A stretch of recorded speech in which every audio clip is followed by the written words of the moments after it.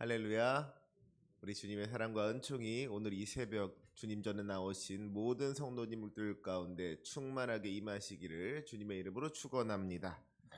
우리가 예수님의 공생의 사역을 살펴볼 때 예수님의 대표적인 사역이라고 할 수 있는 것이 병든 자를 고치시고 귀신을 내어 쫓으신 것입니다. 예수님께서 우리 육신의 질병을 고쳐주시고 우리의 영을 깨끗하게 하셨다는 것이죠.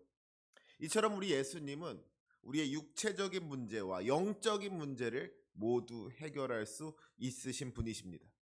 우리가 인생을 살면서 만나게 되는 크고 작은 문제들을 해결하실 뿐만 아니라 우리 인생의 보다 근본적이고 본질적인 문제들, 죄와 죽음의 문제까지도 능히 해결하시는 분이 우리 주님이시라는 거예요.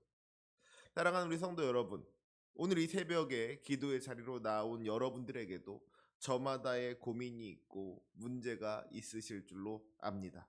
우리를 힘들게 하고 괴롭게 하는 문제들, 우리의 힘과 능력만으로는 해결되지 않는 인생의 문제들이 분명히 있으실 거예요. 바라기는 이 시간 우리가 그 모든 문제들을 우리 주님께 맡겨드릴 수 있기를 원합니다. 우리는 할 수 없지만 주님께서는 하실 수 있습니다. 온 세상을 창조하시고 다스리시는 능력의 주님께서 우리 인생의 모든 문제를 해결하여 주시고 우리를 죄로부터 구원하여 주실 줄로 믿습니다. 오늘 우리가 간절한 기도로 주님께로 나아가면 주님께서 들으시고 응답하여 주실 겁니다.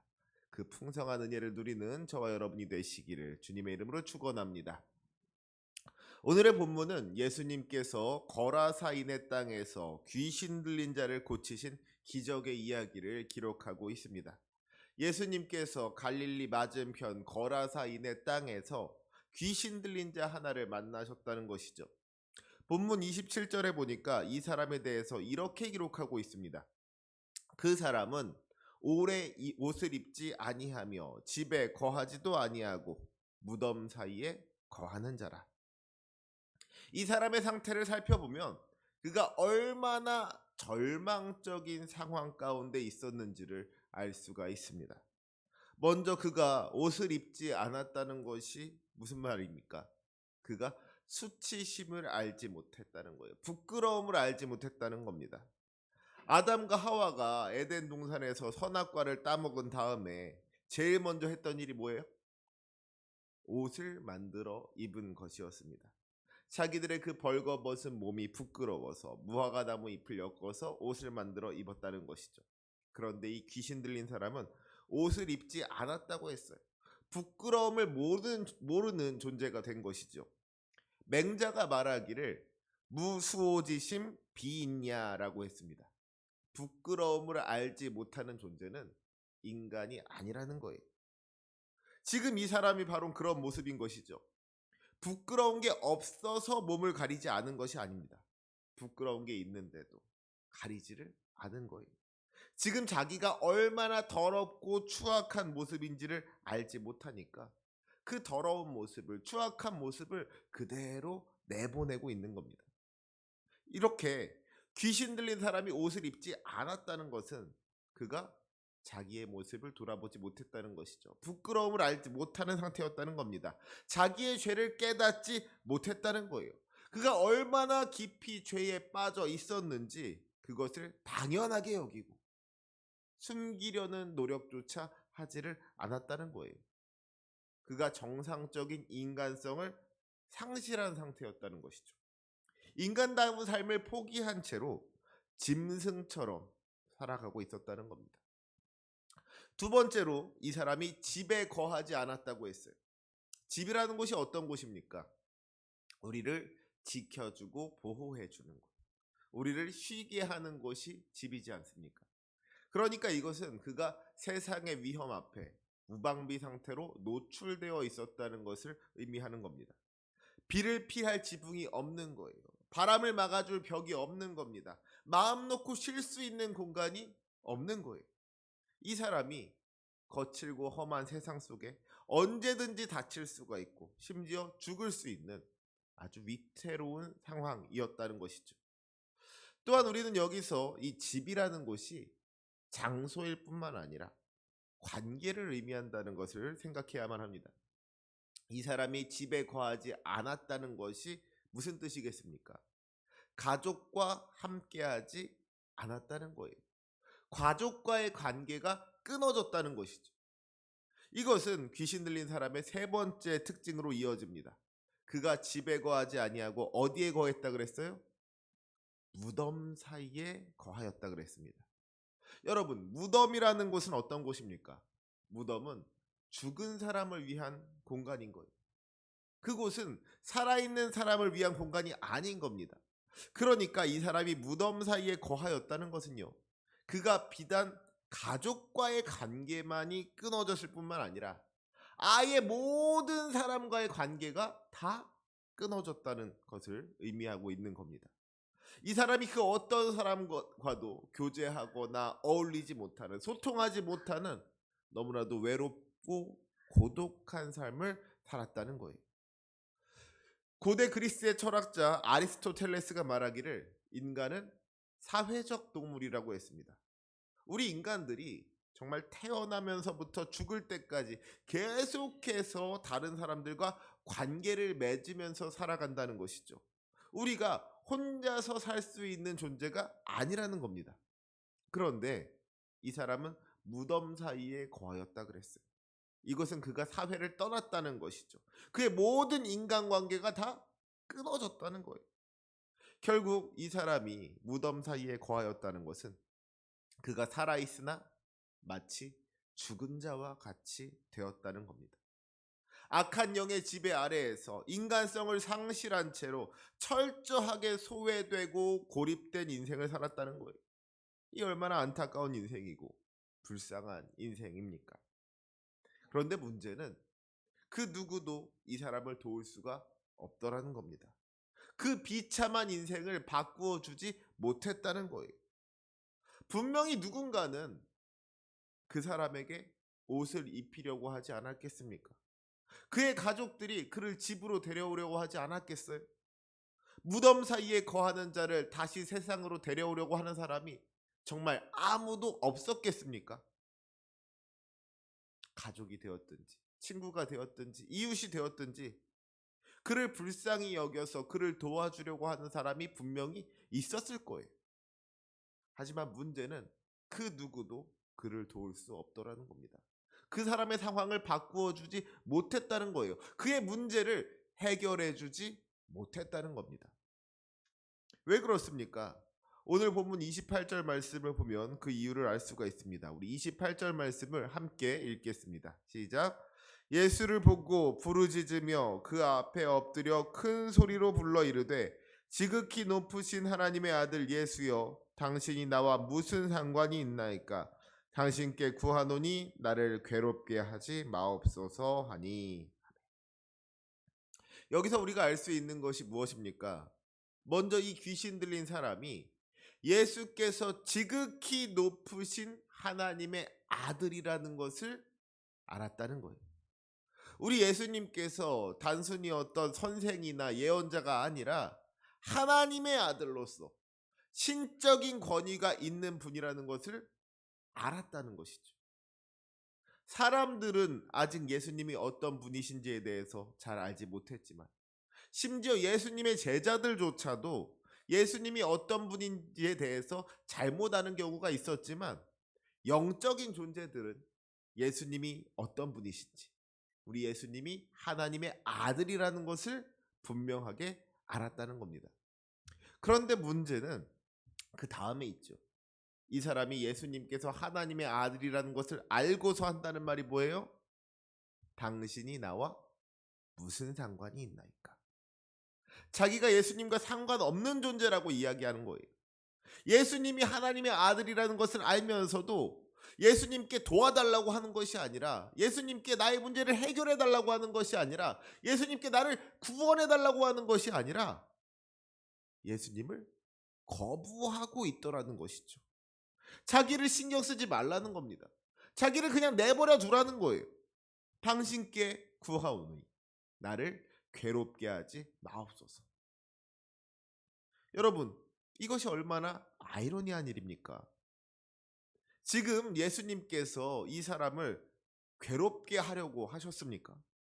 아니죠.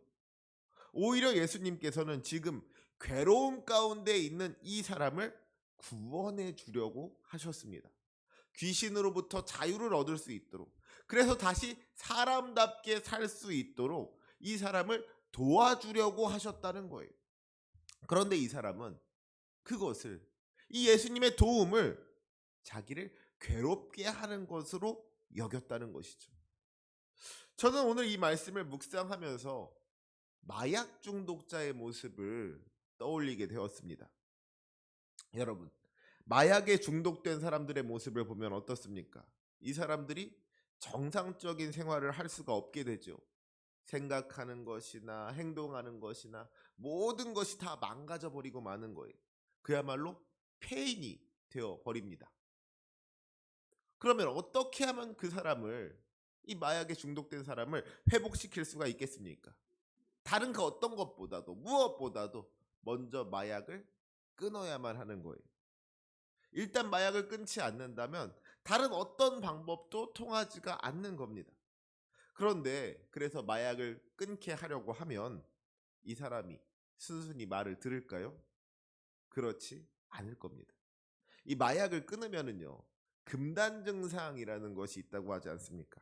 마약을 끊으면 불안하고 초조하고 우울하고 짜증나고 막 손이 떨린다거나 식은땀이 난다거나 여러 가지 그런 힘들고 괴로운 증상들을 겪게 된다는 것이죠.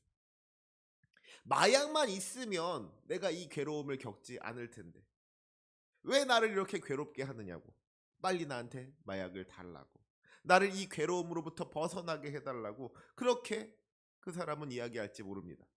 하지만 그렇다고 해서 그에게 마약을 주는 것이 그를 도와주는 겁니까?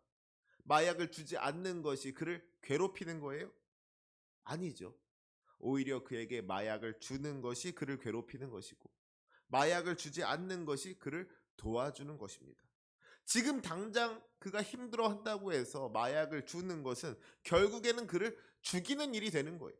그가 아무리 힘들어 한다고 할지라도 마약을 끊게 하는 것이 결국에는 그를 살리는 것 아니겠습니까? 오늘 본문에 귀신 들린 사람 역시도 마찬가지인 거예요. 지금 이 사람은 말하자면 귀신에게 중독된 상태인 겁니다. 완전히 귀신에게 빠져서는 귀신 없이는 살 수 없다고 생각을 하는 거예요. 지금 자기가 얼마나 비참하고 위태로운 상황 가운데 놓여 있는지를 알지 못하는 것이죠. 이대로 가다가는 결국 죽을 수밖에 없다는 것을 알지 못하는 겁니다. 귀신의 지배를 받고 있는 지금의 상황 가운데 만족하고서는 자기를 괴롭히지 말라는 거예요. 자기를 그냥 내버려 두라는 겁니다. 하지만 우리 주님은 결코 우리를 내버려 두지 않으시는 분인 줄로 믿습니다. 우리가 주님을 배신하고 주님을 떠난다고 할지라도, 우리가 주님을 조롱하고 모욕하고 심지어 십자가에 못 박는다고 할지라도 여전히 우리를 포기하지 아니하시고 끝까지 사랑하시는 분이 우리 주님이시지 않습니까? 귀신 들린 사람은 예수님께 당신이 나와 무슨 상관이 있나이까 하고 물어봅니다. 자기가 예수님과 상관이 없는 존재라는 것이죠. 어쩌면 오늘날에도 그와 같은 생각을 하는 사람들이 있을지 모르겠어요. 예수님이 나와 무슨 상관이 있느냐? 나는 예수님 없이도 충분히 잘 살 수 있다고. 괜히 나한테 예수 믿으라고 하지 말고, 나를 괴롭히지 말고, 나를 그냥 가만히 좀 내버려 두라고. 그렇게 이야기하는 사람들이 있다는 것이죠. 하지만 여러분, 우리가 분명하게 알아야 할 것은 우리가 예수님과 상관없는 존재가 아니라는 것입니다. 왜 그렇습니까? 이 귀신 들린 사람이 앞서 고백했던 것과 같이 우리 예수님이 지극히 높으신 하나님의 아들이시기 때문입니다. 우리를 창조하신 하나님께서 우리를 구원하시려고 이 땅에 보내신 하나님의 아들이 바로 예수님이신 것이죠. 그런데 우리가 어떻게 예수님을 우리와 상관없다고 할 수가 있겠습니까? 우리가 예수님을 모른다고 해서 예수님이랑 우리가 상관없어지는 게 아니죠. 우리가 예수님을 인정하지 않는다고 해서 우리가 예수님과 상관없어지는 것이 아니라는 거예요. 우리가 예수님을 미워하고 저주한다고 하더라도 그 예수님과의 관계를 끊을 수 없더라는 것입니다. 로마서 5장 8절 말씀에 뭐라고 했습니까? 우리가 아직 죄인 되었을 때에 그리스도께서 우리를 위하여 죽으심으로 하나님께서 우리에 대한 자기의 사랑을 확증하셨느니라. 아멘. 우리에게 어떤 가치가 있기 때문에 예수님께서 우리를 사랑하신 것이 아니죠. 우리가 예수님을 믿고 순종했기 때문에 예수님께서 우리를 구원하신 것이 아니라는 것입니다. 우리가 아직 죄인 되었을 때, 우리가 예수님을 부정하고 주님을 거역하며 주님과 상관없는 인생을 살아가고 있을 때 주님께서 우리를 사랑하여 주시고 우리를 위하여 그 생명을 내어 주신 줄로 믿습니다. 그 참혹한 십자가에 못 박혀 피 흘리심으로 말미암아 우리를 구원하여 주신 줄로 믿습니다. 그렇기에 우리는 주님께 속한 사람들인 거예요. 이미 다 계산이 끝난 겁니다. 이미 주님께서 우리를 사신 거예요. 주님께서 그 생명으로 우리를 사셨기 때문에 우리는 주님의 것입니다. 사랑하는 우리 성도 여러분, 어쩌면 우리 안에도 이 귀신 들린 사람과 같은 모습이 있을지 모르겠어요. 죄로 인하여서 무너지고 망가진 모습이 있지는 않습니까? 회복해야 할 상처가 있지는 않습니까? 해결해야 될 문제들이 있지는 않습니까? 그렇다면 우리도 주님을 만나야 할 줄로 믿습니다. 우리 스스로의 힘으로는 우리 인생의 문제를 해결할 수가 없는 거예요. 그 어떤 사람이 우리 인생의 문제를 해결해 주지 못하는 겁니다. 오직 주님만이, 예수님만이 우리 인생의 모든 문제를 해결하여 주시는 줄로 믿습니다. 우리를 사랑하시는 주님께서 우리를 고치시고 회복시키시며 마침내 구원하여 주시는 줄로 믿습니다. 우리가 주님의 것이기 때문에, 우리가 주님께 속하였기 때문에 주님께서 우리를 책임져 주시는 줄로 믿습니다. 바라기는 우리가 날마다 예수님과 동행하는 인생을 살아갈 수 있기를 소망합니다. 예수님을 굳게 붙잡고 그분의 인도하심을 따라서 날마다 순종하는 인생을 사시기를 바랍니다. 주님께서 우리의 삶을 다스리실 때 우리는 죄와 어둠에서 벗어나서 참된 자유와 회복을 경험하게 될 것입니다.